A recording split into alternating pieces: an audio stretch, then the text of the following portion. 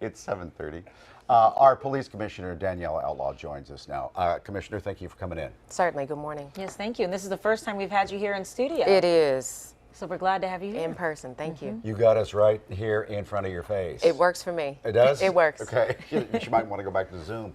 What is this video? We're going to play it here that apparently was shot back in January of one of our police officers. Seems like almost berating a citizen. Here's a little bit of it. You don't live down here. Okay, let you tell it. You don't live down here. Okay, let you tell it. Boy, you don't live down here. Let you tell it. Boy, where you from? None of your business. Where you from? No more. Because you ain't from down here. Okay. You ain't from down here. What have you learned about that? You know, we learned about this video last Friday, that it happened on New Year's Eve. And obviously, we take things like this very seriously. In a modern era of technology, social media, things quickly went viral. I was, contacted via social media, via email, by every communications medium that you can think of from all over the world, quite frankly. And I'm glad. It's not something that I'm proud to see out there, especially in light of what we've been through over the last few days. But all it takes is one negative encounter. All it takes is one social interaction that appears to go against the values, or even what I'm saying all day, every day, to enhance trust in our communities. But as soon as we found out about it, we made sure that this officer was placed on administrative duty. There's an internal affairs investigation underway, and we'll take it from there. But again, this is not who we are. Okay. And that also was put out yesterday, because there was a statement put out by you guys on Twitter saying that same thing that you just mentioned, so that people can know. And that was just a short clip, too, of the entire video. Right. So we'll have to wait for more info then on that one. There's the statement, but we've read it before. So let's move on to something else. Okay, bring us up to date on what happened over at Jefferson Hospital. Do we know what that was about? It's still unfolding, but I will tell you this. There was an active shooter incident last Friday, and then fast forward to the Jefferson Hospital incident. And when I originally got the phone call, I was getting up at 1 o'clock in the morning to respond to Jefferson Hospital because we thought that it was solely an active shooter.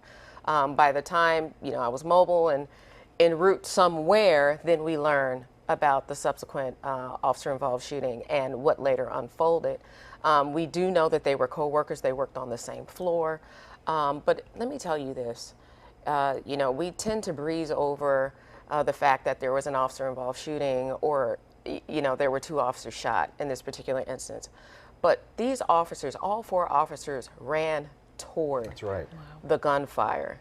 And we're not talking about little pellets. We're talking about rifle rounds. I think we have a shot there's of a the shot size of, well, there's the AR-15. These aren't... The bullets right, are the bullets are huge. And that's why, the 2 officers that got out of this unscathed, it could have been way worse. One of the officers, was shot in the arm. That's a devastating injury. Again, beyond brave, beyond courageous, beyond heroic.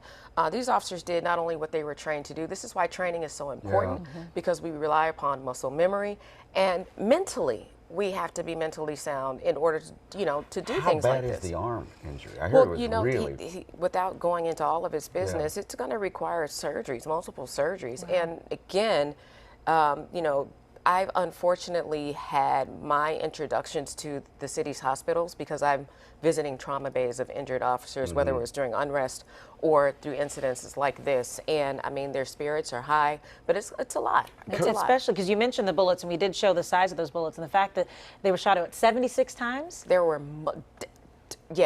there were tens of rounds that were out there. And again, the fact that these officers ran toward this gunfire, they saved potentially multiple lives. Let's hope that officer doesn't lose his career. Remember just 5 or 6 years ago, there was an officer shot and shattered his arm, and he had to lose his career as a police officer. Is it a fair fight? Should the cops have AR-15s? Well, that's a very good question. I think, we started carrying rifles or AR-15s. There was an incident that happened in Southern California many years ago, and those officers were outmanned because of the weaponry that they had.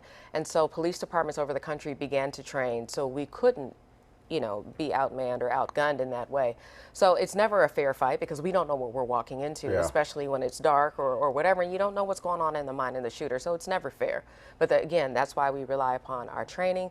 That's why we rely upon, you know, investment to ensure that there aren't additional people that are hurt or killed. Such a close call. Beyond a close call. My God. Officer hit in the nose. Officer just 'cause he turned his head Officer slowly. hit in the nose, and if he turned his head any other way, right, it could have been worse. Yeah, he wouldn't be with us. Yeah. So another instance of the violence is just that we're seeing in different neighborhoods around the area, and the fact that it's so many young people too that are being affected by this. What was it, about a week ago we had 10 shootings in a 12-hour period, and I think there was an 3 11-year-old, a 12-year-old, and a 15-year-old. There, you know, these last couple weeks, this week wasn't as bad as the week before. But you know, we started off seeing increases, and over the last few months or so, we started to see some steady declines. But with all of that said, we're seeing our shooters are younger, our victims are becoming younger, and then we're also seeing more women as being victims. We're also seeing women on the other side as suspects. So a lot of the traditional sorts of crimes, the victimology that we would see in past years, it's no longer that Did we ever anymore. find the people in that silver Chrysler that shot up? This was on Fern Rock, I think. I lose track of it. I think this was Fern Rock. Yes, at Broad and Chew. So again, there's a lot of, and this is, I'm glad you asked that question. I was in a community meeting last night and they asked us about video. Why is it important for us to have video, even if you're not monitoring it real time? There's a lot of evidentiary value.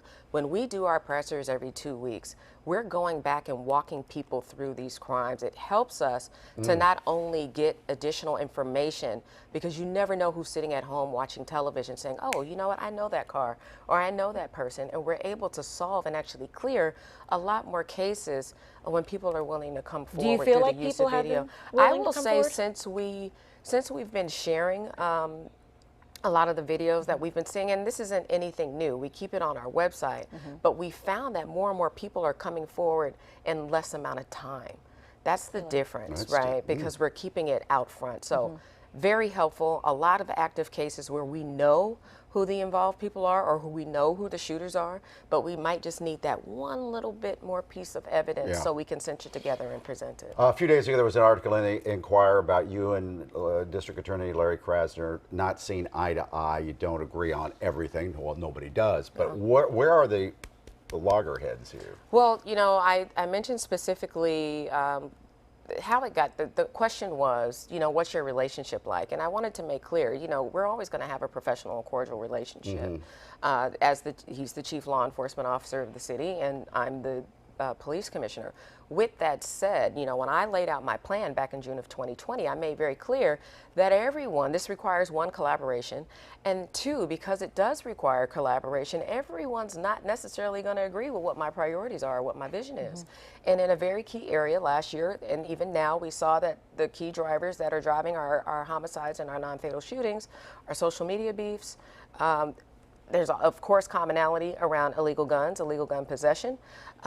Domestic violence is one, and narcotics is another. And so I mentioned the fact that we don't see, or we don't agree, around prioritization of violation of Uniform Firearms Act, which is VUFA, or the illegal carrying of firearms. We know that guns being interjected in a lot of these beefs, these arguments, are what's changing something that might have been a fight to a shooting, and depending on how close they are to a hospital or where they were shot, it could turn into a homicide. And so we differ there in how we prioritize how people should be prosecuted around the carry.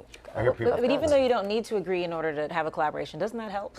It absolutely if you can have helps. common ground. It absolutely helps because, you know, when I talk about partnership with our federal partners, for example, ATF or the DEA or the FBI, they basically take the data that we provide them and say, look, these are our hottest spots in the cities. We need you to hunker down and put resources here. We need you to help prioritize these cases.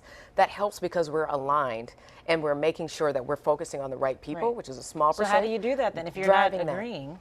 How do we get to that? I'm going to continue to chip away at it. Like I said, I'm going to maintain open lines of communication. You know, this isn't I'm slamming a door in their face. We're not going to agree on everything, but this is something that's very important that we have to find common and middle ground. You know, people are so frustrated with what we up to 422 murders this year. And so when you want to blame somebody, so you get blamed. Yeah. Larry Krasner gets blamed and the mayor gets blamed. I don't know what to say to that. I mean, it seems like I'm the easy target because I'm the most visible, right? But there's so many stakeholders involved in this, and quite frankly, I get it. People don't want to hear that it's more than just the 3 most visible people involved. Right. People don't necessarily want to know that there are other, facets of the criminal. I look at it as, think of a face of a clock. Right? We're the face of a clock, but there's a lot of inner workings to make the clock tick. And if one little piece doesn't work, the clock isn't going to work. Yep. And so we all have to come together to ensure that all of the pieces are in place and they're working so that we can be effective. Before you go, and I know we're supposed to wrap here, but I did see this article in the Daily News. You probably know what I'm going to bring up.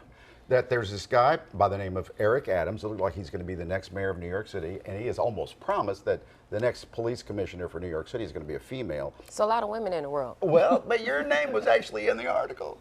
I see that as an honorable mention. No one's called me. No one's called me at all. I'm focused on what I'm doing here. And quite frankly, like I said, I appreciate the honorable mention, but it's a distraction.